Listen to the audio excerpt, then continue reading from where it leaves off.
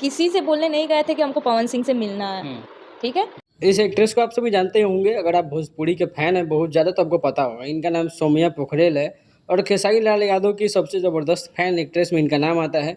जब इंडस्ट्री में आई थी तो अपने हाथ पे खेसारी लाल यादव का टैटू करवा के आई थी और ये नेपाल की है। बाद में इसका इंडस्ट्री में बहुत ज़्यादा नाम हो गया क्योंकि पवन सिंह को लेकर के उन्होंने बोल दिया था कि मैं उनको नहीं जानती, मैं केवल खेसारी लाल यादव को जानती हूँ।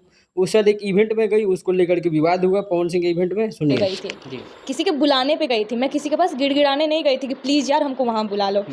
कहा जाता है कि पवन सिंह का जब नाम लेकर इन्होंने बोला था कि मैं उनको नहीं जानती हूँ, उसके बाद भी पवन सिंह के इवेंट में गई और एक गाने की शूटिंग भी हुई जिसका फोटो आप लोगों ने देखा होगा।